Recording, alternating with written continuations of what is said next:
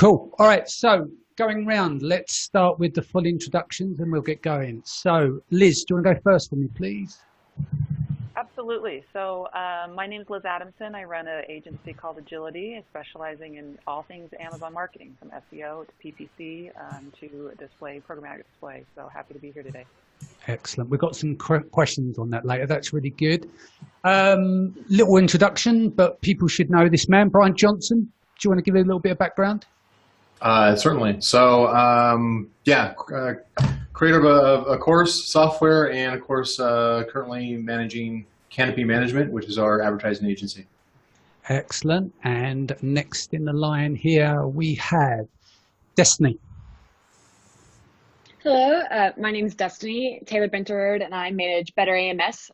We have a specialization in scaling PPC with a lot of focus on just AMS and sponsored brands. Cool. And sorry, these are jumping around. The screen grabs are jumping around. Who we've not covered here? So, yeah, Yev, do you want to give your introduction? Yeah, so I'm Yev here. I'm trying to connect the Facebook advertising world with Amazon. So shed a little bit light on what advertisers are doing in the Facebook world, and then how that looks at data across software that I have, and what that means for the Amazon world. So trying to connect it to your perspective from the PPC angle as well. Excellent. Liran? Liran Hirshkorn from Amazing Freedom. We manage sponsored ads on Amazon also, as well as our Amazing Freedom group and Amazon Seller podcast. Cool. Ellis?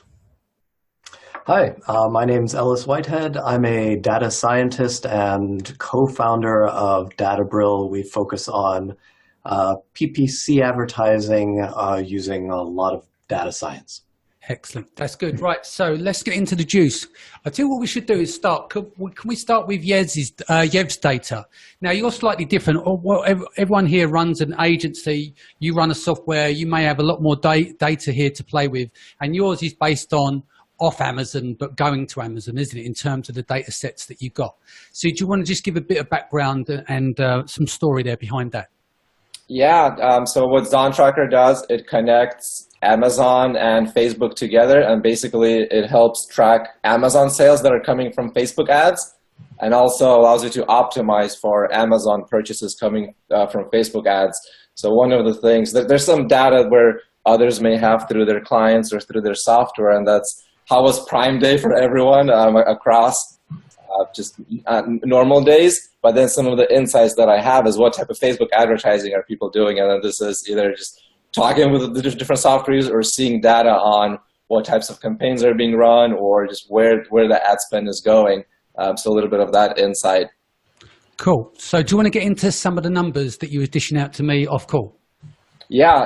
Well, one of the things is seeing 270% higher number of units sold. Basically, that's the data that I'm looking at compared to normal days. And I'm taking 4 days together. So even though it's Prime Day, this could get into the marketing strategies a bit. I'm seeing in Facebook ads is that some people have higher sales than the days before as well than the normal day. And then some spillover effect the day after as well compared to just the 2 days. So basically, it's 2.7x higher than just any normal days across all of the users. So there's a big variation in there. But the median, I like talking about the median, is 1.5x. So that's accounting for some of the bigger sellers that drive up those averages. So around 1.5 times more sales than normal. And I think it gets really interesting when we look at what marketing strategies people are using to actually have higher sales or no changes at all, but maybe that'll be kind of follow up some data later. Yep, sounds good. And what type of, I mean, we've got to, because the GDPR and privacy and everything else, you can't go in on the types of product. But with the data sets that you've got there, is it more based around giftable items? Well, it's the variety of sellers is all kinds of sellers, so it's everything. So a different analysis would be breaking down into categories. I don't have that data for right now, like exactly which categories have what differences. There's too much data to analyze. I probably need to know that, and then in a follow-up kind of look at some of that data. But it's across like all of the categories pretty much. Yeah. Cool. And is there anything that really stood out for you? You know, like when you have like this a vision of how the data should be, and then you get it and there's surprises. What part of the data surprised you the most? Yeah, one thing, and this is higher than I thought, but around so almost a third, so like 28% of sellers basically did not have higher sales on Prime Day. Yeah. So, and I think this is interesting because not everyone has a Prime Day type of product or a promotional product, and sometimes shouldn't be even promoting their product. So this was really interesting. And there's another takeaway I have. Maybe I'll bring it up later. But no, we have clients that will go in the negative on Prime Day. It has the opposite effect, you know, because they're in strong categories and stuff like that. So we'll get to that data. Is there anything you want to add before I move on to the next guest to talk about their data? Yeah, one thing that's really interesting, and this is where Amazon is fair in this regard, is that when you look at the level of sellers, you know, is it someone is starting out, they have 1 sale per day or 10 sale per day compared to bigger brands that have 1,000 sales per day or more, is that the increases during Prime Day were fairly equal. So it's not that it's just gigantic brands that have big increases. So I think it's fair. If you're starting out or you're in the middle somewhere, you still have that opportunity to have certain strategies to like double your sales or to kind of 5 or 10x the sales. Makes sense. I'm conscious that Brian's only got about 30 minutes or so. Brian, do you want to go up next, please, mate? I appreciate that. I didn't mean to capitalize the time, so I appreciate that. Yeah, from our standpoint, I mean, you know, we've got certainly some different feedback, certainly from what we see in the Facebook group versus the software versus the agency. And I think certainly, and I think that's probably similar to others who are experts with their agencies, is that we saw a higher increase for agency clients, of course, than we see in general. Mostly from a profitability standpoint, just because of, you know, better strategy, better tactics, that kind of stuff. We probably all saw that, but I was expecting to see, you know, primarily, you know, kind of like what you were saying before, as far as the giftable items, you know, those things are either personal impulse items for yourself, or, you know, a gift, you know, for somebody else. I think what we see, especially in the States, and maybe you're seeing this throughout Europe as well, is a lot more of the retailers, the Walmarts, the Targets, the other competitive online sites and brick and mortar retailers are jumping on board with this midsummer holiday sale, basically, if you will. And while they're not anywhere close to the volume, of course, that Amazon is doing, I think we're gradually retraining the target audience, the shoppers, in order to start getting in the habit of saying, hey, there's 2 times during the year where we're going to have basically a Cyber Monday type of event, you know, and it's going to be called different things, you know, it's not just going to be Cyber Monday, but I think we're starting to train that. I think we're going to see more and more of that in the following years. When it comes to this time of year, we're going to see a lot more competition, not just taking a portion of the market share away from Amazon, but also bringing more shoppers into this buying frenzy of, hey, this is a single event that happens. And I certainly predict that it's going to get to the point where it's going to be like some retailers are going to be out there doing like, oh, we're doing a full 7 days of this sale, and it's going to get out of control, kind of like we did with Black Friday and Cyber Monday, and then it's going to start shrinking back down again. I fully expect that's going to happen too. But we saw a lot more growth. I mean, it ranged anywhere from, you know, just flatline as far as some products that just weren't conducive to opportunity buys and just specials and for impulse purchases, up to, you know, I would say if I were to average it, it's probably 150% increase over normal. Normal, not the couple of weeks prior to or post Prime Day, but as far as like normal season. I'd say by 150% increase over normal sales. In some cases, you know, we saw 300%, 400%, 500%, but it really was very specific to products that maybe were like gift items. Like what we saw, probably the biggest uptick that kind of surprised me was items that were what parents might give to college students going back to school next month. I was kind of surprised at how high those jumped. And I think we're seeing that year over year is August is starting to grow as far as just a retail and product sales increase year over year.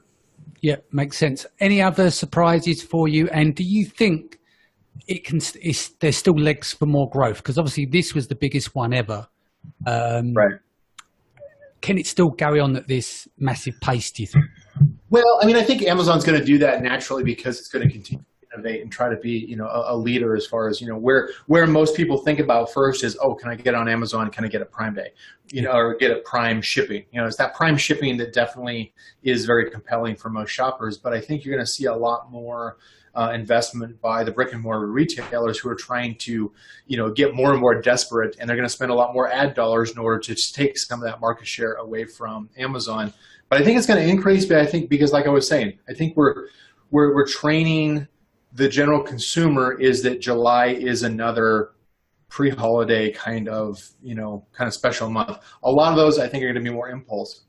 One of the surprises that I did see, or another surprise that I did see, is I wasn't expecting to see as much as we did when it came to like specialized items. In other words, like normal like food items, you wouldn't expect to be like, oh, hey, those are on sale. I'm going to buy them during Prime Day. It's a food item. But what we did find was that things that are more specialized, vegetarian, vegan, organic, some of these kind of things that are more specialized, those we saw a much higher jump in sales than other similar products that we wouldn't normally expect that type of product to sell as well on a sale day like Prime Days, but we did on the specialized kind of food items. Sounds good. Is there anything you want to add before I shift along to one of the other? Go ahead. Yes. Cool. No, that's great. Obviously, we're going to come back to you. Let's introduce one of the ladies here. Destiny, do you want to step up? AMS, what are the numbers? Yes. So Prime Day, we saw 194% increase in sales from the week prior. So Prime was obviously fantastic. Everything went well. I had one brand that actually did not see an increase in sales or a consecutive decrease in ACOS. So only one brand really wasn't affected by the Prime craziness. And I think that's more because it was a really expensive category and I knew we were going to have a lot of competition and we just didn't have the money to leverage to highly invest in it. But as for the biggest surprises, I would say it'd be the pre-Prime and post-Prime crash, which we've always seen in past years where sales decrease the day before, the days after. But as more people are getting to know about Prime and just like Brian said, as summer is being synonymous with like this huge summer sale, more people are waiting to basically purchase for Prime. So the day before Prime, we saw a 11% higher ACOS and a 76% decrease in sales. And on the 17th, we saw a 12% higher ACOS and like a 25% decrease in sales. And we still haven't stabilized. And I don't know about you guys, but I'm obviously in Walmart world being in Bentonville. And, from a psychological perspective, people still don't think of Prime as the biggest sell of the year. I think if I ask anyone out here, Black Friday and Cyber Monday would be their automatic response for like the biggest sales. So even though everyone kind of knows about Prime in the back of their head, they don't realize just how big it is. And as it grows bigger, I think we're going to see a bigger crash on our ad spend the day before and the days after. Interesting. And remind me just again with you said with the ACOS, it went down on Prime Day because I think people experience on Prime. Yeah. Our Prime Day ACOS was 19%, which is around 5 to 6% lower than what it averages. Yeah, I think some people have been experiencing that across the board.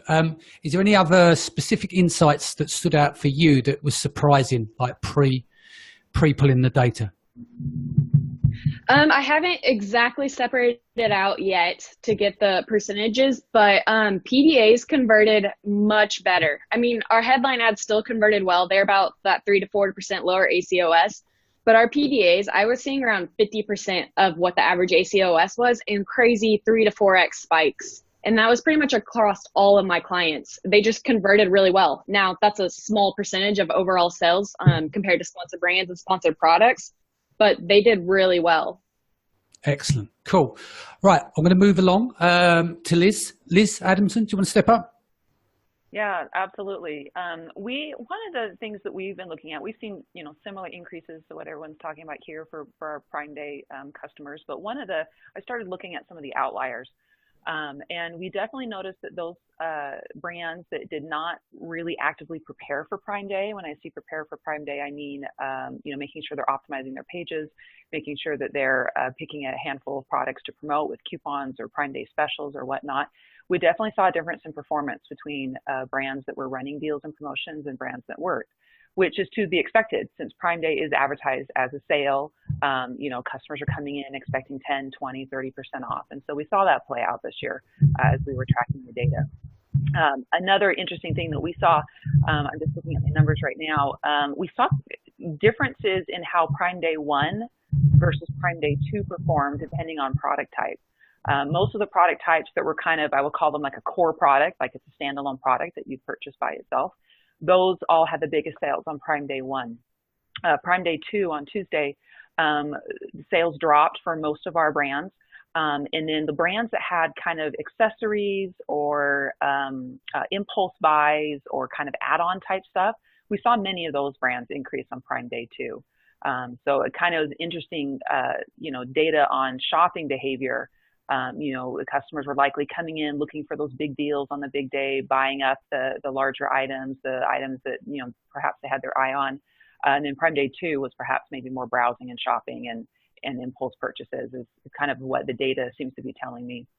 So that's a few interesting things that we've been looking at. The programmatic displays, since we run that as well, I'll give some more insights and data on that. We saw, so programmatic displays measured by not ACOS, but by ROAS, which is the inverse. Return on ad spend, yeah. Yep, return on ad spend. And so we went from, and we run, everything from top of funnel advertising all the way to retargeting ads. And so the average ROAS that we usually have is about $1.60 for the past 30 days. We saw it spike to $4 on Prime Day. And so even those programmatic ads, and a lot of that's going to be the retargeting as people are browsing and shopping for deals and they're getting retargeted by our retargeting ads and they're coming back in and purchasing. Okay. And standouts for you that you think were a bit odd, like you've looked through the data or pre-going through the data, you were convinced something was going to go one way and you got a surprise. What was that surprise for you? One surprise, and this was kind of the way Amazon handled a particular type of coupon. There was the Prime Day coupons that they announced, the Prime Day deals. And normally your coupon, shows up in search results and it shows up in ads and things like that. We've got there's a brand that's in one of the few categories that instead of the child data populating in the search results, the parent data populates. That happens in the clothing category. And in that particular category, we did not see any of their coupons pop up in search. And there was no way to tell that they were running any coupons unless you actually clicked through, selected a size, selected a color, and then the coupon would pop up. We saw their performance, they did not do near as well as anyone else. And so that was a little bit of a frustration for us that Amazon didn't advertise their Prime Day coupons well enough to get that attention that they were looking for. Cool, makes sense. Alice? Just need to unmute. Yep. How did we do? Well, let's see. I'll pull up the statistics here. Okay, so some of the things that we saw on ours was that so I broke it up between the last 2 weeks of June, the first 2 weeks of July, then Prime Day and the Prime Days and the weeks since to see what some of the differences were in those times. So as you may know, in the 2 weeks leading up to Prime Day, there were also a lot of additional promotions happening that Amazon had organized, especially with some of the larger sellers. Mm-hmm. And so I was curious to see whether these additional promotions would counteract some of the, kind of typical what we expected with a drop in conversion rate before Prime Day. And so what we saw in the US was in the 2 weeks prior to Prime Day relative to the weeks before that, there was a 13% drop in sales on average across our clients, but this varied so much that some of our clients saw no impact at all. So not a whole lot of significance in that. On Prime Day itself, across our clients, we saw more than a doubling, but not a tripling. So 116% increase on average, of course, with a lot of variation in there. So we had a couple clients where they're just totally into business to business kind of products and their sales might have even gone down a bit. Yeah. And others where it wasn't affected, like if they weren't doing promotions.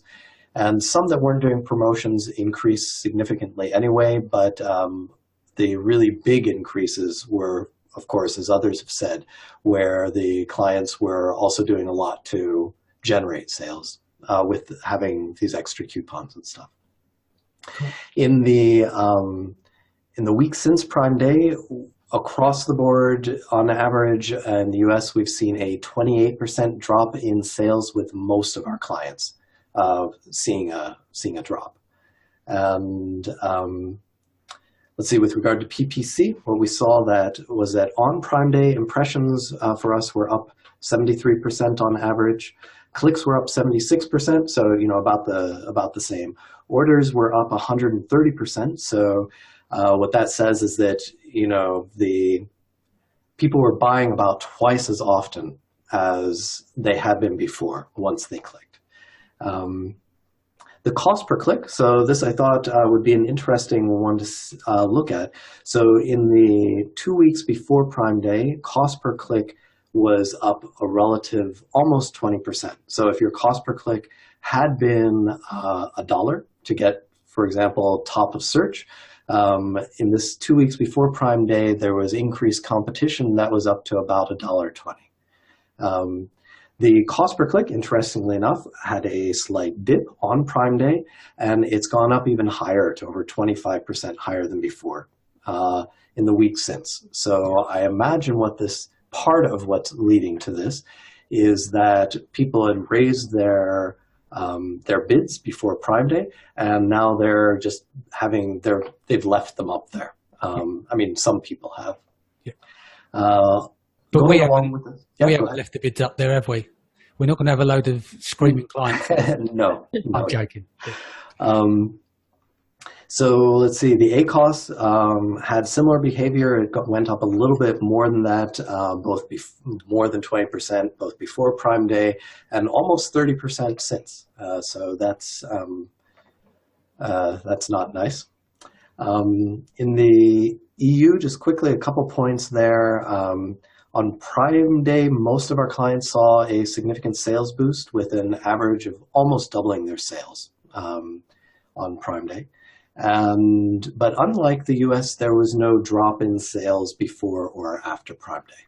Yeah. So, yeah, that's some of what I thought was interesting with regard to impressions, clicks, orders, cost per click, and ACOS. Cool. And the question to you, what was the most surprising thing for you before you done the analysis and run the data? What's the biggest standout for you? Let's see. I'm afraid nothing really comes to mind that I can mention there. There was, I suppose, the fact that some of our clients who were not doing any special promotions, but only a couple of them, seemed to see an equal boost in their sales that we might not have expected. So, like, for example, we have a client who sells more like to hospitals, and nonetheless, they had, and so they were intentionally not doing any promotions, but they still had a significant increase, also almost doubling their sales on that day for whatever reason. But that's just an individual case. There weren't any across the board major surprises. Makes sense. Cool. Thank you for that. Brent, do you want to go next? Do you want to turn your mic on? Sorry, mate. Yeah, there we go. Okay, fantastic. Thank you, Ed. Yeah, I want to try to avoid some of the things people have already talked about and maybe talk about the three different outcomes that we saw across the board for clients. The first one is accounts where they didn't have a huge amount of special deals or discounts in place, but we still kind of got the ship ready for the storm anyway, because there's a lot of foot traffic coming to Amazon.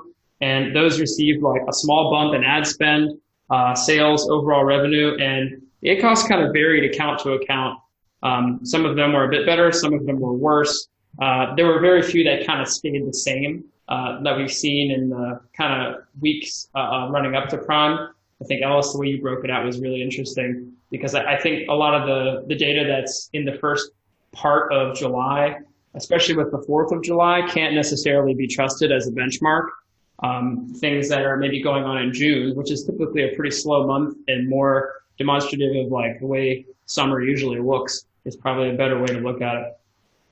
The second outcome we had was accounts that had a lot of lightning deals lined up. They had those prime coupons that Liz mentioned, which were actually disappointing. And at our encouragement, they set up things like other coupons or lowered their prices temporarily.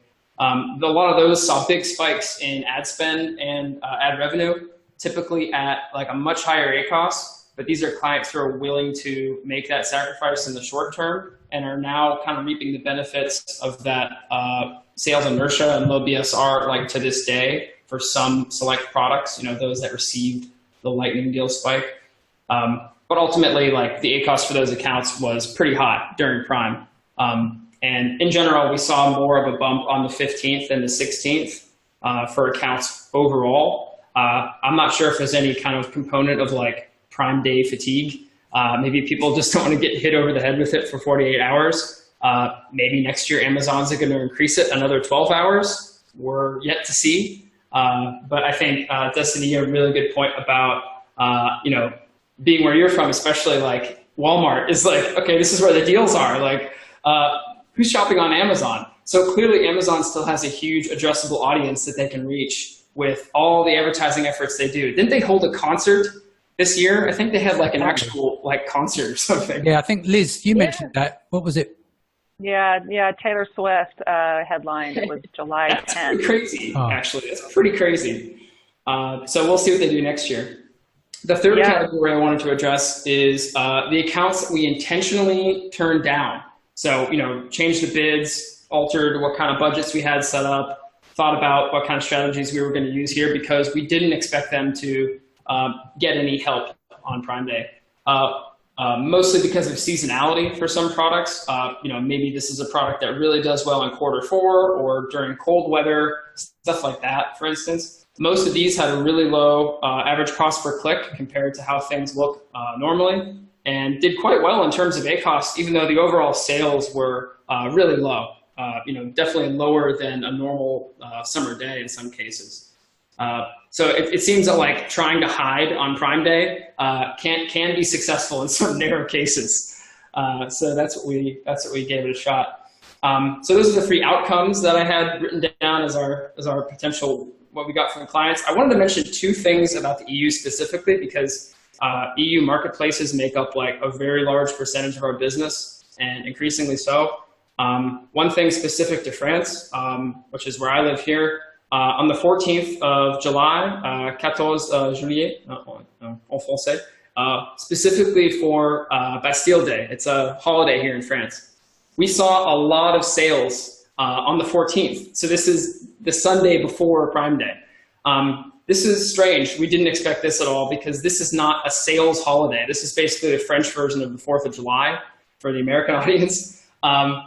And sales in France are restricted to specific time periods during the year. There's like a law for this essentially. But we saw a big pop in the French accounts on the 14th. And actually Prime Day was kind of like underwhelming for a lot of French accounts because we saw more sales on the 14th. Don't know really how to attribute that. Also, we didn't really see anything notable in Germany. I don't really have much to say about that. Italy in particular, we saw a lot of good sales on the 15th and the 16th, things really calmed down. So it seems that Italians kind of got in, got out, didn't really care too much about the 16th. They were not fussed. You know, the 15th was good enough for them. And lightning deals didn't do so well there in many cases in Italy. We have a couple of Italian accounts that are big enough that I can say that with some confidence. Sounds good. And is there any standout for you that you thought was going to be a given, and then you looked at the data and it looked very weird? The Prime Day coupons that we had for a couple of clients were a disappointment, which Liz already touched on. As far as like pre-Prime Day and during, not really. I mean, one lesson we learned in the past is don't take Amazon's advice and ever bid up in the week running up to Prime Day. That's a big waste of your time and money. You know, we haven't done that for years, but you know, we already knew to kind of avoid that landmine. Oh, another thing I would like to say for any clients and people out there is like, don't mess around with your prices a bunch before Prime Day. Don't say like, oh, this product is normally 25, but we're going to put it up to 27. But for Prime Day, we have a $2 coupon. No, Amazon doesn't like that. Don't do that. Makes sense. Yeah. Cool. And saving the very best for last. I've not heard him so quiet in a long time. Liran Hirshkorn. I know. I had to keep myself muted, just to hold that. So a lot of what's been said. We saw generally like a 1.5 to 2 kind of 2x jump across a lot of accounts. The accounts where we did see people go 3x or even higher, most of them had some of those Prime Day exclusive discounts, some doing 20, some even doing better, like 30% off. They really wanted to move inventory, gain rank. Some people who had excess inventory, for the summer were able to move that. So I think Prime Day is really good for a variety of things for your business, not just necessarily selling profitably, but if you're coming up against too much storage and you need to move inventory, people were able to do that too. The kind of surprising, so a couple of surprising things, like cost per click in a lot of cases was actually down.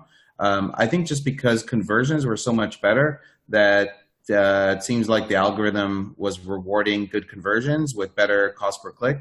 So I think, again, that's kind of a myth that you want to debunk. If you're going to convert well, your cost per click might be better.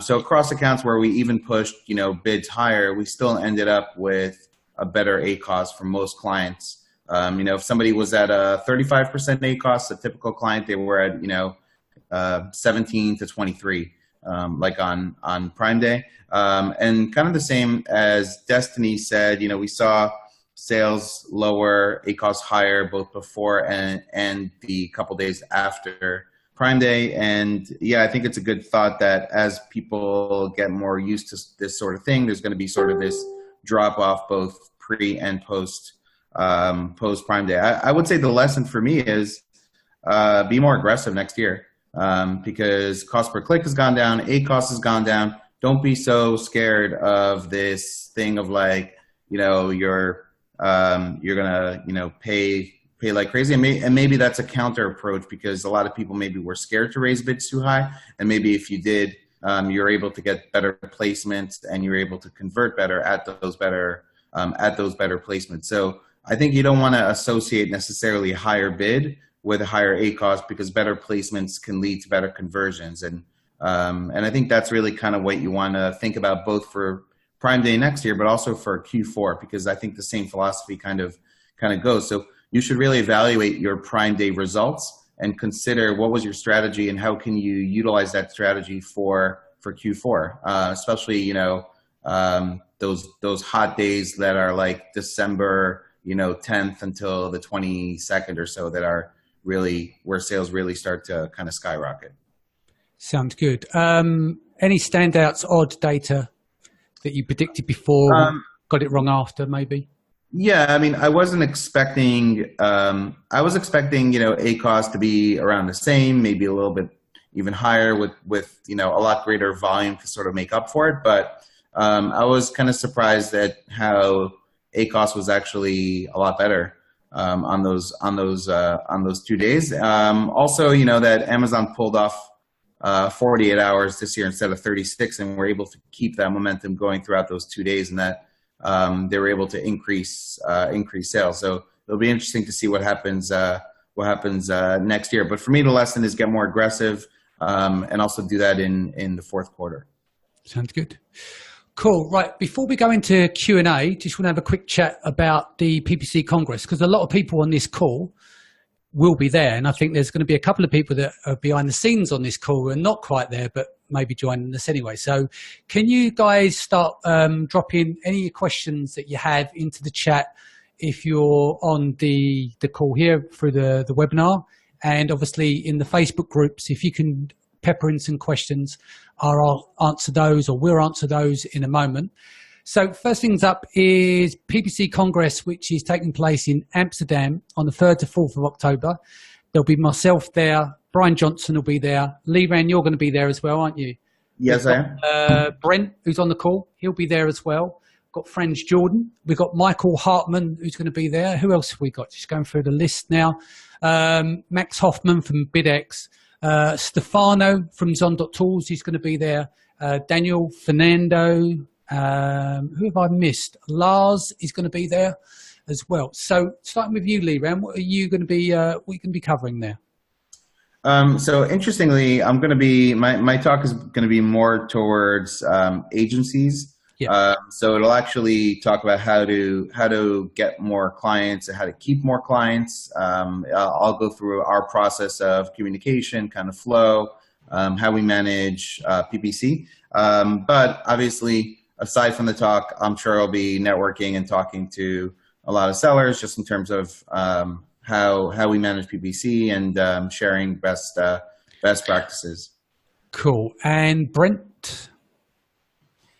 Yeah, I'm going to give a talk about one particular topic, which is bids by placement. So I'm going to deep dive on just the whole top of search product page, how we use it, how to think about it, what kind of future it might have, and what it indicates for other adjustments by placement, time of day, location, things that we already have in, say, Google Ads, how that might play into the future. So I plan to talk about just that, and then I don't know, have a good time in Amsterdam and meet lots of interesting people. Looking forward to a good event. Augustus threw a really good event in Prague. So if this is as good as that one, then you should come. Yeah, no, definitely. Go on, Liran, you're going to say something there. Yeah, just a couple more things. So my talk, just to kind of go back, is if you are watching this, I know I didn't really focus on it because probably most people watching this are sellers, but if you are an agency or consultant, I've never spoken about or given a talk about how I do my process as far as like getting clients and closing sales, etc. So I think you'll benefit from that discussion. I've been in sales like my whole life. I guess we're all in sales, right? But I've been in sales my whole life. So I'll be, I think it's going to be really valuable for agencies that are looking to grow their business. I don't know why I'm sharing how I get more clients, but there's plenty of clients to get. So exactly, there's a big pool out there to work from. I mean, me, you, and Micheal Hartman, we're focusing on the agency side. So basically, there are agencies out there that are on the up, you know, small one-man band or like a small team, and we're just trying to help how they can establish and get say more clients and refining the types of clients that they get. Because I think with the whole point of what Augustus is doing with this event is to approach it from 3 different angles. So you've got software companies that want to get to know the audience a bit more. You've got consultants there who want to network with other consultants and find business as well. And then you've got agency to agency. So it kind of covers 3 areas. I mean, what I'm going to be covering is basically how to scale your agency without selling your soul. We're having a completely different approach of how you grow the agency and stuff like that. And I'm not saying that, Liran, you sell your soul because you retain 80%. But what's interesting about it is that we're all going to have different perspectives here. And the key thing is that if you attend those them talks, then you can sit down and you can take a little bit from everyone and then apply that to your agency is like the idea behind it. But don't forget as well, it's in Amsterdam. So you're going to have a complete tear up as well. We've just got to make sure, keep everyone at the coffee shops while the presentations are on. And then we can work hard by day and smashed up at night, can't we? That's how you do it, Danny. That's how you do. This is how we do it. Yeah. And I would stress that this event is not just for agencies and consultants. That most of the talks are actually geared towards sellers. Exactly. That's right. Yeah. And you know, my feeling is that the quality of the people that are going to attend will be high, just because if you're coming to learn more specifically on sponsored ads, then you probably have some other things figured out in your business. You have a product, you're not new, right? You're selling, you already have sort of like an existing business. So I feel like the quality of the people that attend this event is going to be pretty high. So, you know, for me, although the speakers are going to be great, and I think you'll learn, for me at these events, I always learn more from the people that I meet. You know, Augustus should be charging more money so that you know, more quality people will show up. But I'm sure it's going to attract high quality sellers, and it's really geared towards sellers. And the other thing is that there's going to be exhibitors. So there's going to be software companies you never heard of. There's going to be consultants you've never heard of. You're going to get a chance to hear different philosophies of how to manage. Because I'm sure if you put 10 10 agencies in a room, you're going to get 10 different philosophies on how to manage. And so hearing that perspective and learning new ideas, I think will be useful. And a good gauge as well, because you end up seeing is that all these different consultants in the room, and someone talks about a method that they do, and you can see the eyes wandering like, no, it's not done like, you can't do it like, it just doesn't work. So that's going to be quite interesting because people have a completely different perspective. So yeah, I'm looking forward to that. There's a link below. It's October 3rd and 4th. So if you want to join there, that'd be great. One last thing before we go into questions. I'm announcing fully tomorrow, but we're bringing Ivelin Demirov to London to do his renowned Orange Hack Mastermind. This is going to be Saturday, the 7th of September. There's only going to be 14 places up to grabs. So if you look in the comment section below, you'll be able to grab links. Right, that's enough of all the plugin. Let's get back to content. So any questions in the chat here? Let's have a look. Let's go around to onto Facebook. Let's here for a second. Okay, so Deepak's asking, can you tell me how to make a PPC campaign for variations? I'll give this one to Ellis, because that's one of his favorite areas. What's your take on it? Yes, it is.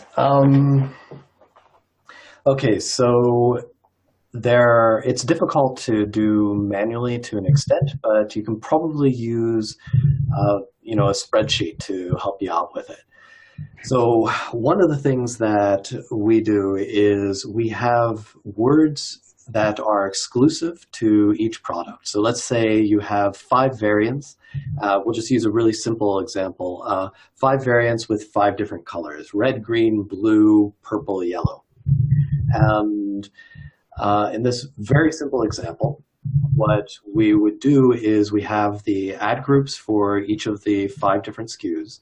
And in each ad group, we have as negative phrase match keywords the colors for the other items. So for the red colored SKU, we'd have as negative phrase matches blue, green, purple, yellow. I think those were the ones I'd use. So we'd have 4. So each of them has as negative keywords the qualities that are specific to the other SKUs within the group.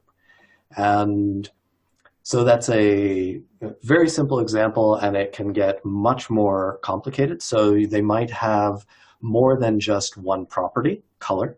So they might have, like if you're in clothing, you could have designs, sizes, colors, and you can keep going on, materials, whatever. And so we have clients that have maybe six different qualities for each of their variants.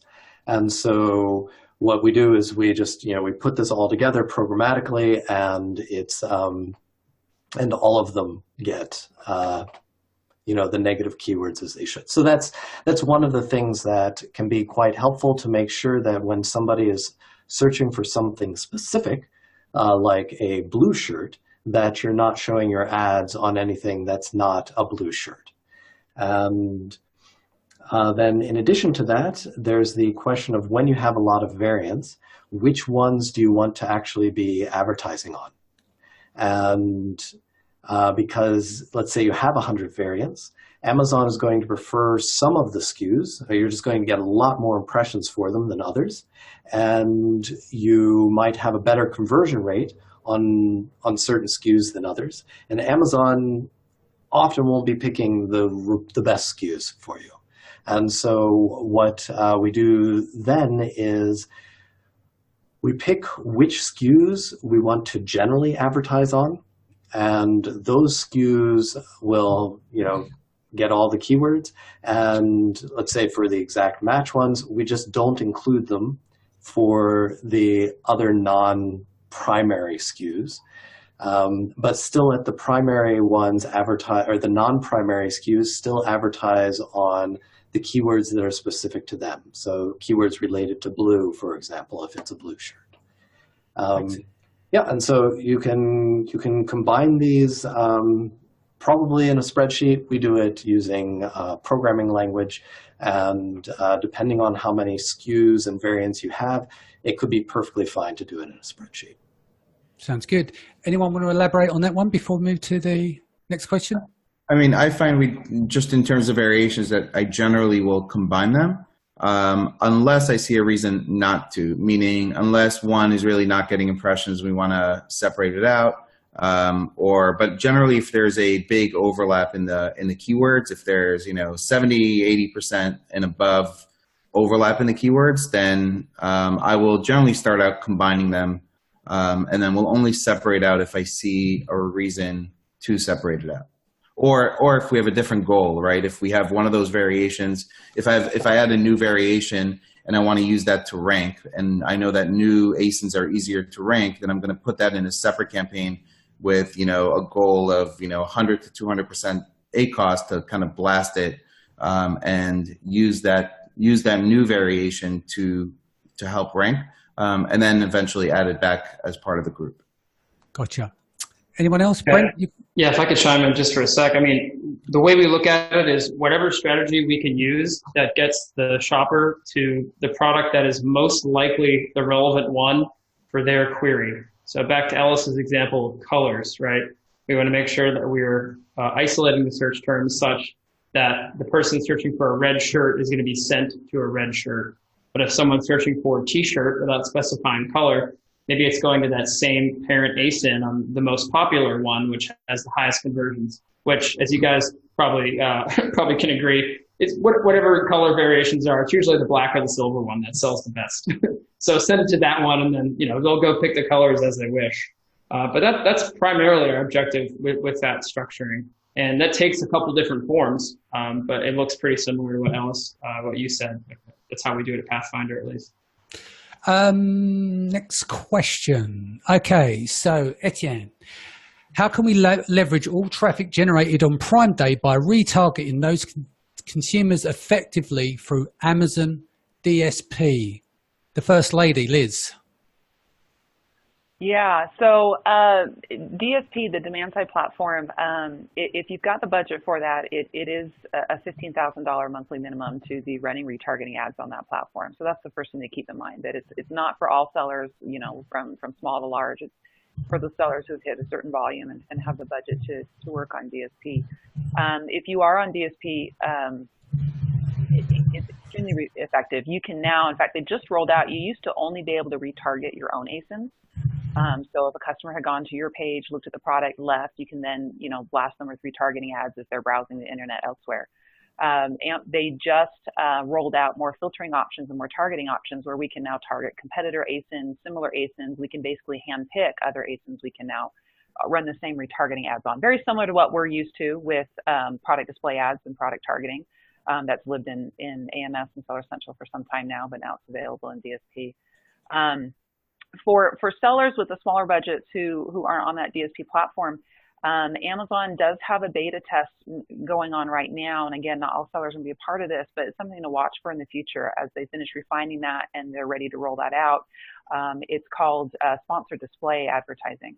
And that is essentially retargeting. It's very, what's the word? It's not refined at all. It's very clunky. The reporting's not there yet. And so they've got a long ways to go. But Amazon is actively working on giving more of these tools to more smaller sellers to be able to retarget, people who did visit your pages on Prime Day and you want to retarget them with ads.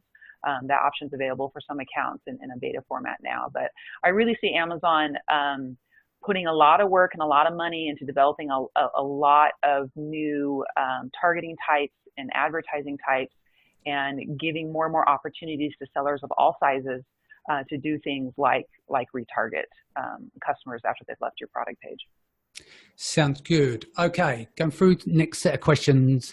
Right, so Andy, question here. How to best optimize an auto campaign that is a high ACoS, e.g. over 100%? Who wants to go on this one? I'll chime in. Often you can't. So I mean, it doesn't. What you can achieve is often not what you think of as optimal. So there are different cases. One of the things, of course, that you can do is you can go through and check so a simple way to calculate a reasonable bid would be, let's say if you want to spend up to break even on your PPC sales, then you can take your margin times the conversion rate for that keyword, multiply the two together, and that gives you kind of a target bid. So that's one reasonable, simple way to do it. And so if you see the conversion rate for this keyword is, maybe 10%, then, and you have a $10 margin, then you can put a $1 bid on it. Very simplified, but it works in most cases. And the other thing is that what you'll probably find is that when you're spending a lot of money, when your ACoS is way over 100%, and you bring the bids down, your impressions are going to drop dramatically. And if these were useless impressions, that's fine. But they could have also been relevant impressions, and the situation is simply that the cost per click on those keywords is too high for you to compete in. And which of those scenarios might apply best to your products, I'm not sure, but we often, I would say usually when we see badly performing campaigns, the keywords in there are not going to work for you. Cool. Okay, number 2 here. When you have an auto campaign with conversions, you want to take those converted keywords and put them into a manual campaign. Who wants to take this one? Is that a question or a statement? Yeah, let's just. Oh no, it's an extension to this. I used to have a teacher. I used to have a teacher in 6th grade, and if you said something to him like that, he would say, "Are you telling me or asking me?" Yeah. Okay. So let me start again. This is actually a long question.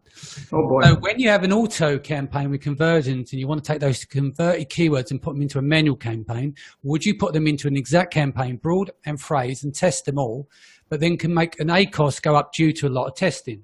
What strategy would you recommend so that you are testing and growing manual campaigns, but with keeping the ACoS down? So for me, I will move them into all 3 match types. I think some of those match types may not get a lot of impressions. If it's a 4-word, if it's a 4-word, keyword or search term, then it may not get a lot of additional search terms out of broad, for example, right? But I like to test all three match types and move them into manual. I also will not, unlike some others, I will not negate in the auto campaign because I just find sometimes it performs better in the auto than isolating it only to a manual campaign, or maybe it's not getting impressions in the manual, and then I lost it in the manual and I lost it in the auto by negating it. Cool. What about Brent? Sorry, no. We speak Destiny. You haven't said much recently. Sorry, we've got you on the call. Let's get your thoughts on this as well. On what question? Sorry, there's a lag. Yeah, let me just pull it up 1 second. So when you have an auto campaign with conversions and you want to take those converted keywords and put them into a manual campaign, would you put them into an exact campaign, broad and phrase, and test them all, but that can make your ACoS go up due to lots of testing? What strategy would you recommend so that you are testing and growing manual campaigns, but with keeping the ACoS down? We do the same strategy. We do split it up into 3 different campaigns and test all match types, but we typically start with kind of the lowest bid that we saw worked well in the auto campaign.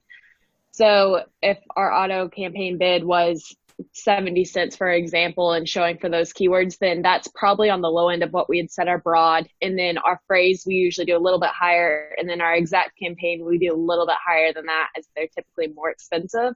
And we just test. I don't like only testing one match type because I feel like it depends. And I would rather have the data to make any decision and know that we're going to have a higher ACoS to invest in to get that data to make that decision. Cool. Sounds good. Ellis, I'll throw in just a comment about phrase match. Just mentioning we don't use phrase match at all. I was about to say that. Would you explain why we don't? So what works a lot better in terms of the statistical analysis and control is using broad. And if there are any of the phrases that would match, say if there are any bad phrase matches that broad phrase match matches, while it mostly matches good keywords, then we negate those. And part of the reason that it's so much better for finding statistical significance with broad keywords instead of with phrase is, let's say you have a 3-word key phrase. Then with, you have this, if you do it in broad, so let's say it's red cup holder. So this is going to match cup holder red, cup red holder, holder red cup, and all these sorts of things. In most cases, we find that the intent is the same. And nonetheless, you would need your 6 or so different phrase matches in order to get to get that one broad match. And so if your statistics are spread across multiple phrases, then you have much less statistical significance and history for judging the conversion rate of that particular keyword. And we also haven't seen evidence that phrase works any better than broad in the medium term. Cool. Yeah, if you've got a data science background as well, does that ring with you as well? Your mic is muted at the moment. Yep. Yeah, it does. I mean, it's finding that balance between what is the sample size, where it's significant enough, but not diluting the data. So that makes sense. Yeah, cool. Anyone else have that in the audience here? Everyone's still using phrase or don't use phrase, or different quirks with different match types at all? Well, typically we take things from auto to broad, especially if it has one order and we're looking at a pretty wide time frame typically. Yeah. Phrase has limited application. We use that for a lot of conquest or brand defense campaigns. We find that works well. But if you want to really isolate a search term truly, then you're going to put it in exact. And usually exact is going to be the keywords that are bid managed by third-party software or your own internal software, whatever it may be.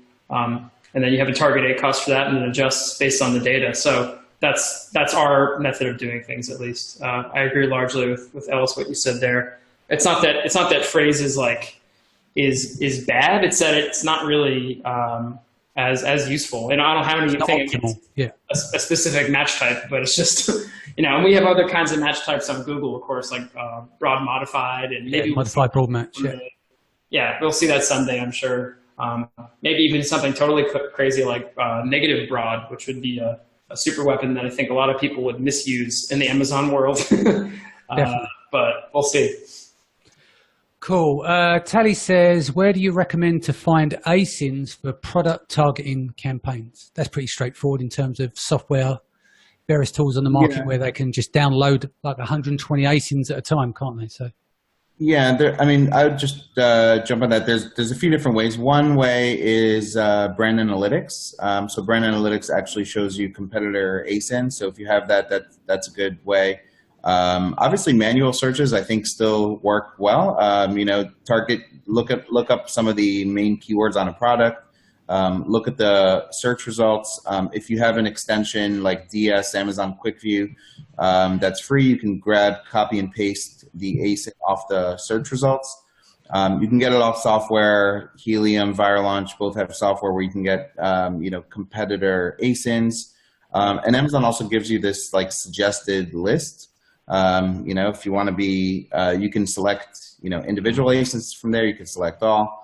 And you can also target categories there and refine them as well. So lots of places to get targets. Sounds good. Yeah. Another. Go on. Oh. Sorry, Destiny. Go on. You grab the floor. I was going to say one other thing we do is we also depend our strategy on whether or not it's on sponsored products or sponsored brands. So if you're running PDAs on the sponsored brand side, when we run a scraper for all the top performing ASINs for a certain keyword, we'll look for competitive advantages that we can call out in our copy. So whether that's reading their reviews and seeing any major complaints, we will kind of call that out in our PDA, since we do have that copy option there. But if we're on the sponsored product side, we typically filter by the refine option, which allows you to filter by price point and reviews. So that's kind of two differentiating factors between the two platforms that affect our strategy. Sounds good. Yeah, and one thing we do, if I can just jump in, Danny, one thing we do is really make a strategy about what types of ASINs you're targeting. One thing that we found really successful that not all brands are thinking about is targeting ASINs within their own catalog, especially if you've got a larger catalog and have those cross-selling and upselling opportunities. And so we've got really good performance on your own catalog. And also, targeting competitors, targeting ASINs that are in the top first page of search results for the keywords you want to rank for, looking at complementary products. Maybe you sell something, an accessory that goes well with something else. And so, taking a step back before you just download a ton of ASINs and think about what is your strategy, what are you targeting, what is your goal with your targeting, and then looking for ASINs within those niches. Makes sense. Yeah, one thing we try, if I could chime in quickly, that builds on these is going to the category, like the sub node, and then just looking at the top sellers. Now, this is really dangerous because you got to be careful. These are products that have a tremendous amount of traffic. So you're going to get a lot of impressions and clicks and spend. You need to be aware of how your offer stacks up against the offer that you're putting on there. They're top sellers for a reason. So, that can be dangerous in terms of a cost and ad spend, but that certainly works for generating eyeballs and getting people on your page. Cool. Phil asked, does anyone focus on placement, such as low bid, high percentage on placement type? Yeah, so I actually responded back there in the chat on Zoom. This is a good strategy if you want to isolate. So if you want to isolate specifically to target top of search, or if you want to isolate a campaign specifically to target product pages, what you would do, you would set a low bid on the keywords. Let's say 10, 15, 20 cent bid. You're not going to get a lot of impressions, let's say, on product pages, but you increase top of search so that you are taking those bids and now making them into $2, $3 bids or whatever, $4 bids for top of search. But at 20, 30 cents, you're probably not going to get a lot of placements on product pages. And if your performance isn't good on product pages, then that would be a good strategy. You can also isolate it the other way around, where you have a very low bid for top of search or search, and then search in general, and then just increase the multiplier with placement bidding for product pages. So if it makes sense for your products, Phil's saying that it's been working well for him as a target. So it's kind of a way to manipulate the system to only show your sponsored ads kind of where you want them. Mm-hmm. Ellis, do you want to add anything here? Yeah, I mean, it's a good strategy for some of our top keywords. So we use it. The place where it works the best is for isolating out a specific keyword. So if there's a keyword, if we generally take, like the keywords that are generating the most PPC sales, separate them into their own campaigns that has just that keyword. The reason for this being that Amazon only gives you placement statistics on a campaign level. And so the only way we can get the placement statistics for those most important keywords, and then usually not a whole lot of them, is to have a campaign with just that keyword. And so yeah, we do that, and that way we're able to really get a good control and good statistics on the top of search and product placement. That said, the product placement we've found to be usually useless, and sometimes randomly it works well. But top of search can be quite useful. Yes. Saeed is asked, any comments on the effectiveness of PAT or product attribute targeting, PAT campaigns? It may be taking the spot of sponsored campaigns at times, competing against your sponsored campaigns itself. I don't think you're competing against yourself when you're advertising on the same platform. So you're not raising your own bids. I like the product targeting in terms of, you know, the ASIN that you're targeting, you can control the bid, which means you can also kind of control the placement, right, and the A cost based on the bid. So I like that. I think the effectiveness, some products it works very well, some products it doesn't. I think where you have like a lot of design-based products, it can work better. Like if you look at, you know, shelving or something, right? There could be a lot of different colors, a lot of different sizes, things like that, where people want to see more of a selection. It can work better than where all the products kind of look the same. Also, obviously, if you're a category leader versus if you're in a very competitive category and your ads are on, you know, if your ads are on pages where they have a better offer than you, then it's also not going to, they either have better offer, better review quality, better review quantity, all those things. It's also not going to perform as well. But I've just seen it really dependent on the product type in terms of how it performs. Cool. Well, I'm going to do one more question. We're running into just over an hour now. I'm going to run another question. Hopefully I don't butcher their name here. Liran, I think the name is. Why is a campaign budget not spending? Who wants to go for that? There's loads of reasons for that. Yeah, I mean, relevancy and low bids. Yeah. Make sure your product is not flagged as adult or out of category or something. Sometimes there's even a flagging on a product and you go in and it'll say eligible, but then you can't actually get spend on it. That's a tricky one. Cool. Cool. Guys, we'll leave it there. Let's go on. Sorry, Yev? Oh, yeah. Just quick question for other panelists, and this is some insights I have about branded searches. No one really talks about when someone is searching exactly for your brand name. Yeah. So one of the things that we see from Facebook advertising, and this is for the top half of advertisers where they're running traffic to their website, and then they get like 10% of their sales equivalent just spillover traffic. People are going to Amazon and probably searching for the brand because that's easier, or it's view attribution. They see the ad and then they go on Amazon and purchasing. So kind of back to the Prime Day review, like, do you guys see in PPC data, because I don't have oversight into the Amazon PPC data, but I know that there's all of this additional Facebook advertising happening before Prime Day, during Prime Day, that's just, you know, like building a list and growing your website sales and Amazon sales, and probably more branded searches. So that's why we see some of these different spikes in Amazon sales. So I'm just curious, do you have any strategies to make branded searches even though more effective, even though part of it is coming from other marketing because someone has to search for the brand already, but we're definitely seeing the spike of sales that's probably because of additional external marketing that's happening? So we actually separate it out by looking at new to brand orders, since that's provided now with sponsored brands. So we have one brand that invests a ton into their Facebook advertising. So we, of course, run those branded campaigns, but we make sure when we look at how many of those customers are new to brand. So we separate out the keywords that just have our brand name, because we can assume that those are coming from outside traffic if that person's already typing in our brand. And then we'll put our major keyword campaigns, our long tail campaigns, we'll separate out, make sure they have nothing branded in them. And then we just look at the difference in new to brand orders and new to brand sales. That's kind of how we analyze the success of Facebook and external traffic versus what we've got going on with our regular campaigns. Cool.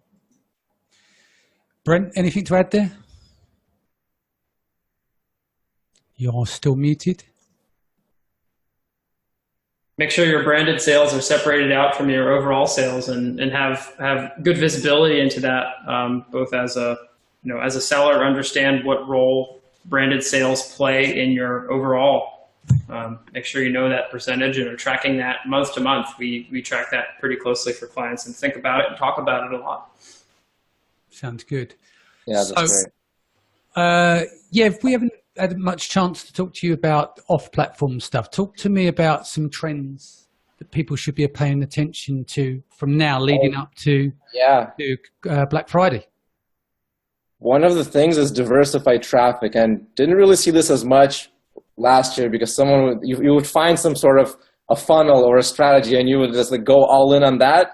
But what's that doing? It's sending one signal to Amazon, and people are starting to worry about like, what is that signal? Is it discount sales, some sort of rebate funnel, whatever it is? You're sending all of this data. But as soon as you start diversifying traffic, and usually you have to have really good ads or a bigger budget to diversify, because you're diluting your budget, right? You have to like be really good to make sure that those ads are good. But still, the diversified traffic is where you figure out different ways of how you want to send traffic to Amazon. So to your website, you're capturing emails, then the traffic is coming from the email source. If you have some sort of messenger bot going, it's going to Amazon again.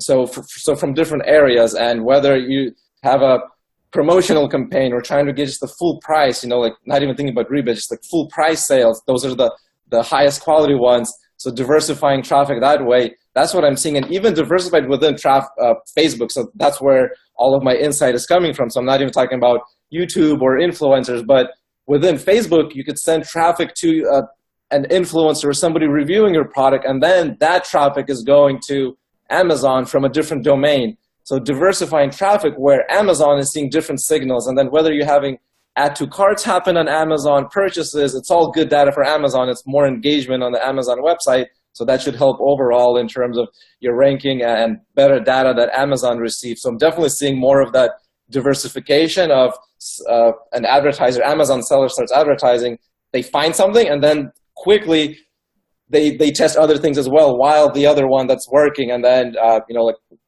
tracking is the really hard part, but really like what people are saying about, the branded search, because you have to separate that out, and whether you're tracking Facebook Ad Manager, being able to do that. So diversification is one of the things where try to explore it.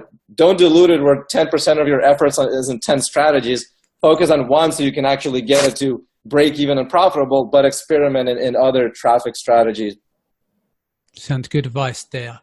Does anyone want to add any final thoughts before we say our goodbyes? I would just add that, we've been talking mostly about Prime Day today, and really everything you saw, happen over Prime Day, whatever worked or didn't work for your brand, when it comes to advertising, promotions, you've got a big opportunity for Q4 to, take what worked, figure out what didn't work, improve your strategies, improve your tactics, and make Q4 really work for you. Because, we talk about the Prime Day, Amazon announced those are the biggest 2 days of shopping since last year's Black Friday and Cyber Monday. But as you go into Q4, you've got those two giant shopping days again, Black Friday, Cyber Monday, but sales continue to increase throughout the rest of the quarter. You've got a solid 4 weeks of shopping that you can take advantage of in Q4 and use some of the strategies that you learned from Prime Day. Sounds good. Cool. Right, so let's start saying our goodbyes. Liran, how can people reach you? So we want to just quickly say thank you to the audience for sticking with us. We've been gone just over an hour, and a big thank you for my guests as well, who shared lots of knowledge today. So again, sorry, Liran, do you want to say your goodbyes? How they reach you? Yes, I'm saying my goodbyes. I'll see you on Facebook. I'm very active on Facebook. On my wall, we have a group called Amazing Freedom, and a podcast as well, Amazon Seller Podcast. Lovely. Liz, how can they reach you? You can find us at egility.co. That's EGILITY.co. There's the services we offer there, some blog articles, and there's a contact us form where you can fill that out, and it'll come straight to me. Cool. And Brent? You can find us on amzpathfinder.com or .eu, both redirects. And there's a link on there to book a call if you're interested to chat. I'm always down for a 30-minute call with just about anyone to go over ad strategy. So you're welcome to have a bit of my time to do that. And I'll be at Augustus's conference. I'll be at the one in Lithuania, and I'll be in London in November, actually, at the Excel, the white label one. Yeah. So I'll be giving a few talks in the next few months here. Excited for that. Sounds good. Yev. Yeah, look at zontracker.io are the best places, and the Facebook group for ZonTracker, so to kind of use external marketing to amplify Amazon. Yeah, so you've got your own Facebook group and stuff where people can reach out to you there and ask questions as well. Yeah, yep, that's the best. Destiny. So you can find us at betterams.com or add me on Facebook or LinkedIn. Excellent. Ellis?